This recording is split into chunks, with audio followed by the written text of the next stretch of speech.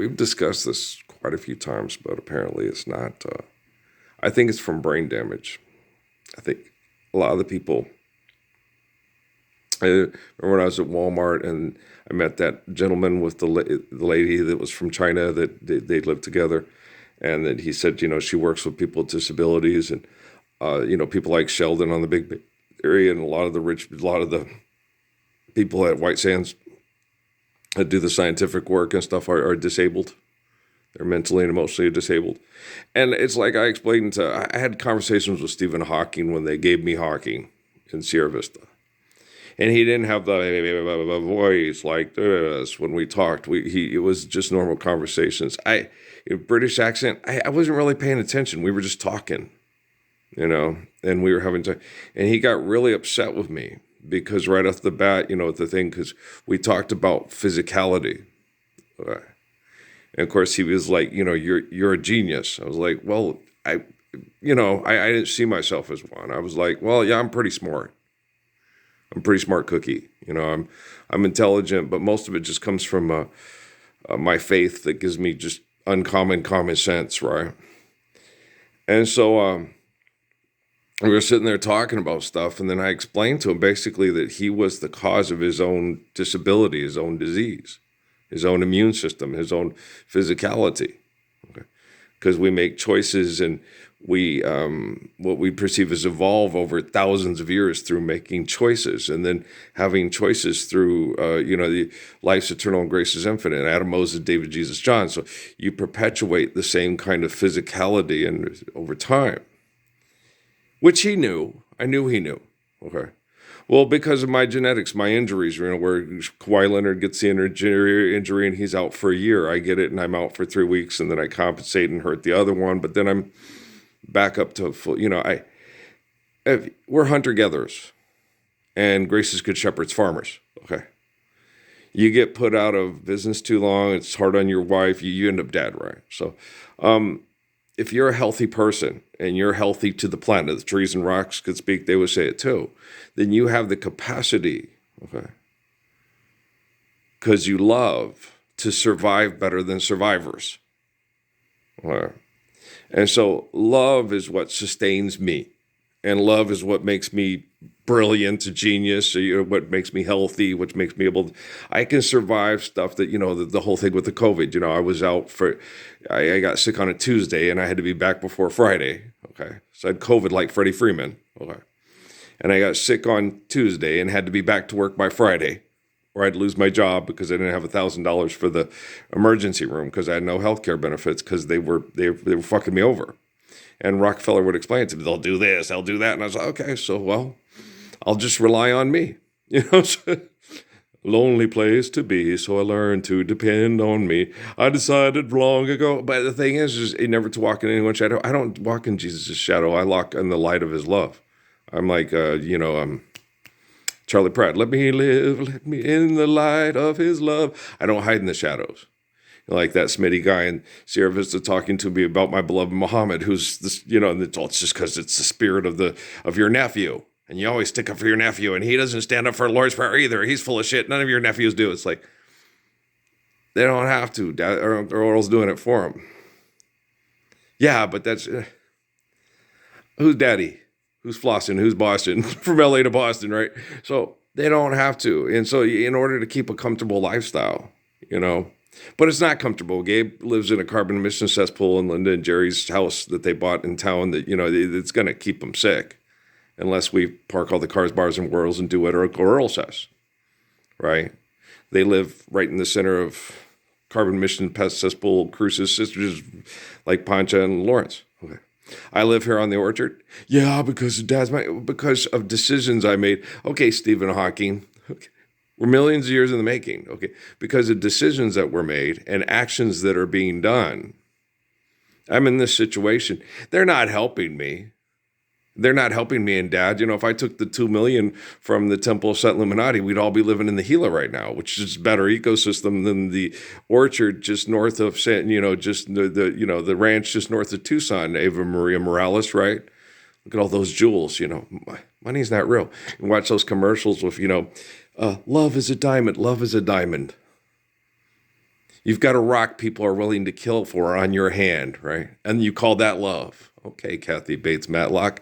Look, yes, yeah, the law is just deluding you there. You're like Stephen Hawking there, right? And Hawking wasn't a genius and he wasn't brilliant. Hawking was excessive and compulsive, and excessive compulsive people are not brilliant and or genius. Just like Mayim Bellick and others. Okay. They're excessive compulsive people. That does not make them brilliant, does not make them a genius.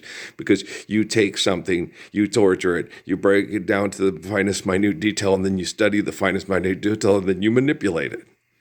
Okay? Forgive debt and trespass, love one, eternal, faithful peace. Have a healthy planet where you don't have to manipulate things, so you have an immune system and a perception like mine.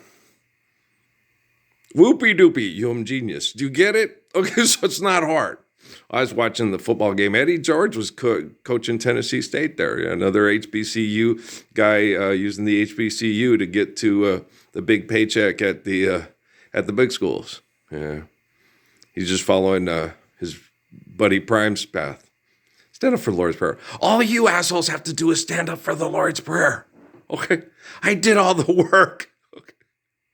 My family got sexually abused and compromised by all the scientific perverts that keep you addicted to what you're doing. It's this guy last night, we're going to rot your balls off. You are a real little shit. You are a shitty little man. The guy down at Bliss, You're just going to die. We're going to rot your balls off. They'll be like next to nothing, like two little, pecans. And you are a mean little fucker. All you have to do is stand up for the Lord's Prayer. That's all you got to do. Okay. That's all that asshole has to do. I set it up for him to do it. It's all Jennifer Lopez has to do. That's all Oprah Winfrey has to do, but they won't do it. That's all Mark Consuelo and Kelly Ripa have to do, but they won't do it. Okay? Rockefeller said they won't. It's like, why won't they? I know there is no, we can't because of the vows and stuff he made to the temples at Illuminati. Earl, I'm gonna make one a day. Oh, fuck it, let's do what I feel. A son of man does as he wishes. Son of man. People say he's crazy, but their brains is lazy, right? And so, life's eternal, grace is infinite, And we are only as healthy as each other are, and physically, emotionally, mentally, I get attacked. So I'm not as healthy as I can be. Okay, I'm really excited. Well, the person I talked to in the future, Julian, a relative in the future, he was all excited when I was in Sierra Vista. I don't know if it was a program or if it was for real, but there is reality to it because he was all excited. I'm talking to Earl. I'm talking to Raphael. I'm talking to Earl. Right. And I'm like, what? It's like, you're the guy who saves us all by delivering us from evil, by being the living embodiment of the Lord's Prayer. What? Yeah. Wow, that's better than being Tom Brady, Terry Bradshaw, or John Elway. Or Terrell Davis, Deion Sanders, Eddie George, Tim Tebow, Mark Ingram, Desmond Howard, Reggie Bush, Kim Kardashian, Kris Kardashian, Cheryl Tiegs, Raquel Welch, Elizabeth Taylor, Kevin Costner, Richard Burton, Martin Scorsese, George Lucas. He's talking to me. Okay? The living, like Lord Saladin, and Haile Selassie, the living embodiment of the Lord's Prayer. It's like, oh, wow, yeah, we're talking to Sun Yat-sen. Yeah, okay. So, it's like, I get it. I get the magnitude of being able to talk to me in prayer in the future, but the thing is like, well, he doesn't listen to everybody. Everybody wants to talk to him, but he's not going to listen to everybody. So when someone gets through, it's like, he's talking to me. Thank you. You're my relative. Yeah. He's the temple that, is the house for the, the soul that's like me.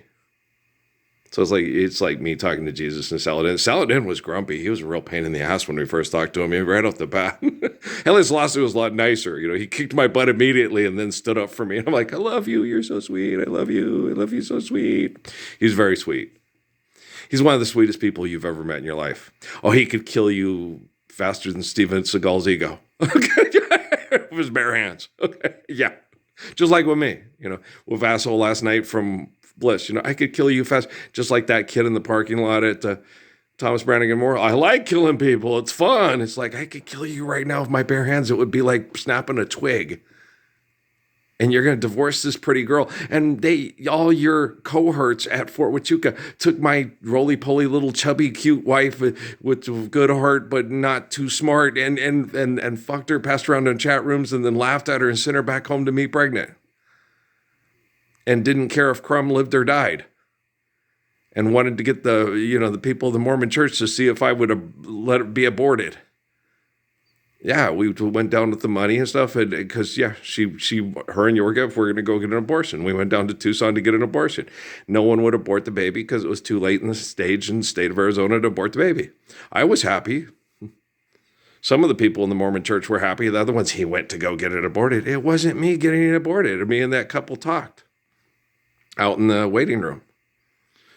She was with her baby daddy, or her first baby daddy, and the second baby daddy was an asshole. And the first baby daddy was in a wheelchair, and he came with her to Tucson from like Florence or whatever to abort the baby of the jerk to keep him out of her life and just get, it's like, oh, that's horrible. So yeah, but I've got him to help me, and he drove me down here and had the money and look after me and helps me with the kids. She learned her lesson. She ain't going to go back to the jerky guy that can walk but is a total dick. You painted up your lips and rolled it. Instead of, if he could move, he'd take his gun and put her in the ground. He just said, let's make sure that you don't pass on this evil seed of this fucker. And I'm here for you because you're the mother of my kids. And I was like, wow, you guys it's going to get better. It's going to get better. Is basically what I told them. Well, I'm the gracious good shepherd. I'm like King David. I'm the one who stops all the mad rapists who think they have ownership. It's like, I got ownership. You take ownership of that. Like Nate Reynolds did with that kid that got sexually abused. The guy that he made the boy sexually abuse the girl, or he was going to kill them both. Okay. And Nate Reynolds, the Navy SEAL, says, you need to take ownership of that. And then he made the kid do it, and he emotionally stressed the kid and made the kid almost feel like he wanted to commit suicide. They brought the girl in. And the girl said, no, you're wrong. The man said he was going to kill us both if he didn't have sex with me. He saved us both by giving in to the bully. Nate Reynolds wouldn't get it. He's a Navy SEAL. Okay. Go kill people for a paycheck. Salute the flag. Now you're a hero. Here's your button. Oh, how Bruce Willis and Dwayne Rock Johnson and Channing Tatum of you. Yeah. More propaganda. There you go. Which is why they don't have my intellect, my humility, my immune system, and my reputation of being the greatest lover in the history of the world. And I'm not going to be a Jennifer Lopez. She's mean. Life's eternal grace is infinite. Someone like her and someone like me will hook up in the future. But we don't have to do it now. She's too fucking mean. Okay, do you understand? I'll take care of Amy and the kids, and I'll do my thing. I'm happy. I don't need to be with the best girl. She can go have sex with the Guzman kid and the Rodriguez kid and the Affleck kid and bring along the Damon kid, in Puerto Vallarta for all I care. As long as they're living the Lord's Prayer, they can do what they want, Healthy and happy. That's all that matters to me, right? Amy got sexually abused and groomed and videotaped and kicked back to the curb by all the Tom Reachers and Jack Ryans of Fort Huachuca. And I'll still take her back and make sure the kids are okay and they're not being sexually abused by all the Jack Reachers and Jack Ryans with all their pervert scientists. Well, because I'm not Scientology. I'm Ralphieology. Okay, guys, I love you, all right? Early bird. Okay.